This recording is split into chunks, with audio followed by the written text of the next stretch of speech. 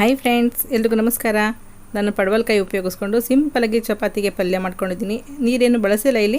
ಹಾಗೆ ಡ್ರೈ ಪಲ್ಯ ಮಾಡೋದು ಹೇಗೆ, ಏನೇನು ಬೇಕು ಅಂತ ವಿಡಿಯೋದಲ್ಲಿ ನೋಡೋಣ.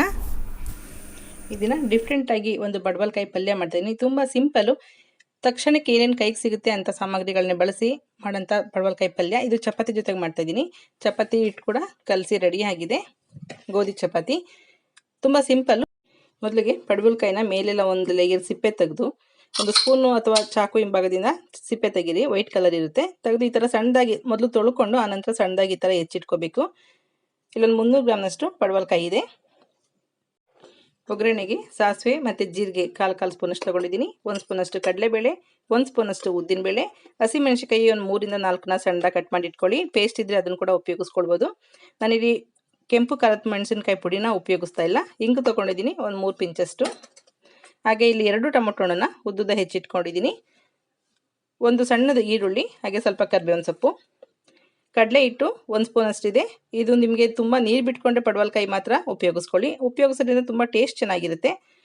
ಧನಿಯಾ ಪೌಡರು 1 ಸ್ಪೂನಷ್ಟು, ಹಳದಿ ಪುಡಿ 1/4 ಸ್ಪೂನಷ್ಟು, ಜೀರಿಗೆ ಪುಡಿ 1/4 ಸ್ಪೂನಷ್ಟು ತೊಗೊಂಡಿದ್ದೀನಿ. ಗರಂ ಮಸಾಲ ಇದ್ದರೆ ಅದನ್ನು ಕೂಡ ಉಪಯೋಗಿಸ್ಕೊಳ್ಬೋದು. ಹಸಿ ತೆಂಗಿನಕಾಯಿ ತುರಿ ಇದ್ದರೆ ಅದನ್ನು ಕೂಡ ಉಪಯೋಗಿಸ್ಕೊಳ್ಬೋದು. ಬಾಣಲಿ ಬಿಸಿಯಾಗಿದೆ. ಈಗ 1-2 ಸ್ಪೂನಷ್ಟು ಎಣ್ಣೆ ಹಾಕ್ಕೊಳ್ಳೋಣ. 1 ಸ್ಪೂನಷ್ಟು ತುಪ್ಪ ಹಾಕ್ಕೊಳ್ಳೋಣ. ಸ್ವಲ್ಪ ಬಿಸಿ ಆಗ್ತಾ ಇದ್ದಂಗೆ ಮೊದಲಿಗೆ ಕಡಲೆಬೇಳೆ ಹಾಕ್ಕೊಳ್ಳೋಣ. ಕಡಲೆಬೇಳೆ ಸ್ವಲ್ಪ ಕಲರ್ ಚೇಂಜ್ ಆಗೋಷ್ಟು ಫ್ರೈ ಮಾಡ್ಕೋಬೇಕು. ಕಡಲೆಬೇಳೆ ಬಣ್ಣ ಬದಲಾಗಿದೆ. ಈಗ ಸ್ವಲ್ಪ ಉದ್ದಿನಬೇಳೆ, ಹಾಗೆ ಸಾಸಿವೆ ಜೀರಿಗೆ ತೊಗೊಂಡಿದ್ವಲ್ಲ ಅದನ್ನು ಹಾಕ್ಕೊಳ್ಳೋಣ. ಸಾಸಿವೆ ಸ್ವಲ್ಪ ಚಟಪಟ ಆದ ನಂತರ ಈರುಳ್ಳಿ ಮತ್ತು ಕರಿಬೇವಿನ ಸೊಪ್ಪು ಹಾಕ್ಕೊಳ್ಳೋಣ.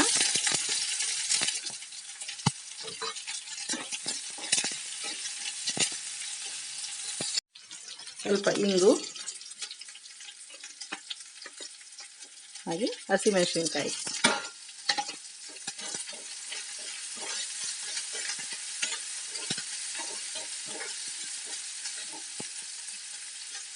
ಈಗ ಪಡವಲಕಾಯಿ.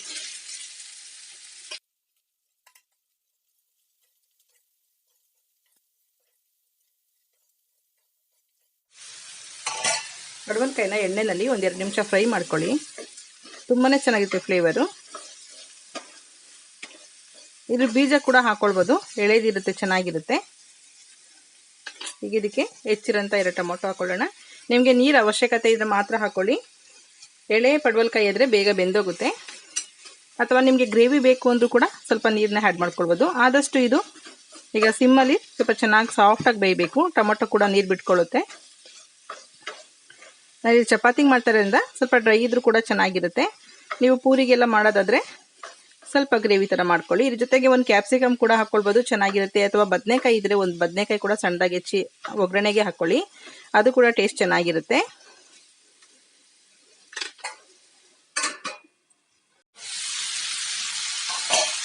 ಈಗ ಸ್ವಲ್ಪ ರುಚಿಗೆ ತಕ್ಕಷ್ಟು ಉಪ್ಪು ಹಾಕ್ಕೊಳ್ಳೋಣ. ಶುಂಠಿ ಬೆಳ್ಳುಳ್ಳಿ ಪೇಸ್ಟಿಗೆ ಉಪ್ಪು ಹಾಕೈತೆ, ಹಾಗಾಗಿ ನೋಡಿಕೊಂಡು ಉಪ್ಪು ಹಾಕ್ಕೊಳ್ಳಿ.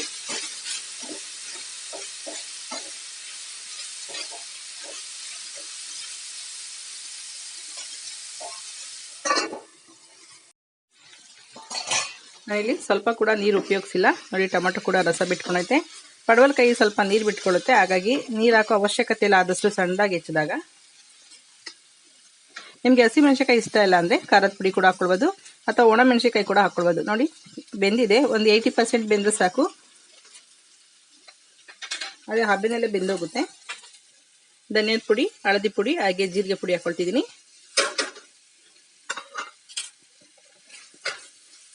ಈ ಪೌಡ್ರೆಲ್ಲ ಹಾಕಿ ಲೋ ಫ್ಲೇಮ್ನಲ್ಲಿ 1-2 ನಿಮಿಷ ಫ್ರೈ ಮಾಡಿ. ತುಂಬ ಏನಾರು ನೀರು ಬಿಟ್ಕೊಂಡಿದೆ, ನಿಮಗೆ ಅವಶ್ಯಕತೆಗಿಂತ ಜಾಸ್ತಿ ನೀರಿದೆ ಅಂದಾಗ ಮಾತ್ರ ಕಡಲೆ ಹಿಟ್ಟನ್ನ ಉಪಯೋಗಿಸ್ಕೊಳ್ಬೋದು. ಅಥವಾ ರುಚಿಗೂ ಕೂಡ ಚೆನ್ನಾಗಿರುತ್ತೆ ಕಡಲೆ ಹಿಟ್ಟು ಹಾಕೋದ್ರಿಂದ. ಇಷ್ಟ ಇದ್ದರೆ ಕಡಲೆ ಹಿಟ್ಟನ್ನ ಉಪಯೋಗಿಸ್ಕೊಳ್ಳಿ. ಈಗ 1-2 ನಿಮಿಷ ಲೋ ಫ್ಲೇಮ್ನಲ್ಲಿ ಬಿಡೋಣ.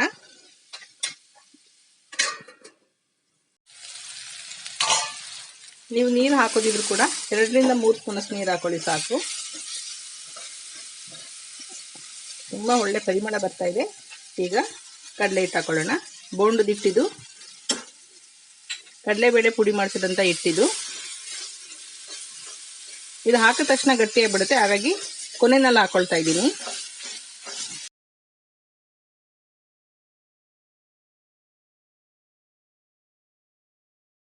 ಇದು ಹಾಕಿದ್ಮೇಲೆ ಕೂಡ ಸಿಮ್ಮಲ್ಲಿ ಮಾಡಿಕೊಂಡು 1 ನಿಮಿಷ ಫ್ರೈ ಮಾಡ್ಕೊಳ್ಳಿ. ಕೊನೆಯಲ್ಲಿ ಸ್ವಲ್ಪ ಕೊತ್ತಂಬರಿ ಸೊಪ್ಪು ಹಾಕ್ಕೊಂಡು ಮಿಕ್ಸ್ ಮಾಡ್ಕೊಳ್ಳೋಣ. ಪಲ್ಯ ರೆಡಿ ಆಯಿತು. ನೀವು ಇದನ್ನು ಸೈಡ್ ಡಿಶ್ ಆಗಿ ಅನ್ನ ಸಾಂಬಾರು ಅಥವಾ ಮೊಸರಿನ ಜೊತೆ ಕೂಡ ಉಪಯೋಗಿಸ್ಕೊಳ್ಬೋದು.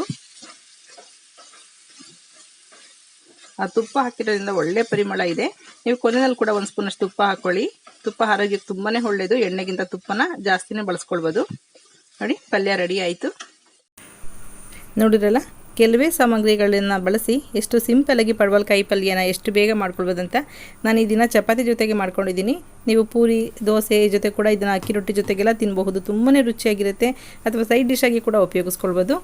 ಈ ವಿಡಿಯೋ ಇಷ್ಟ ಆಗಿದೆ ಲೈಕ್ ಮಾಡಿ, ಶೇರ್ ಮಾಡಿ, ಸಬ್ಸ್ಕ್ರೈಬ್ ಮಾಡಿ. ಹಾಗೆ ನೀವೇನೋ ನಮ್ಮ ಚಾನಲ್ಗೆ ಹೊಸಬ್ರಾಗಿರೆ ಸಬ್ಸ್ಕ್ರೈಬ್ ಮಾಡ್ಕೊಳ್ಳೋದನ್ನು ಮರಿಬೇಡಿ. ಹಾಗೆ ನಿಮ್ಮ ಫ್ರೆಂಡ್ಸ್ಗೆಲ್ಲ ಶೇರ್ ಮಾಡಿ. Okay, bye, thank you.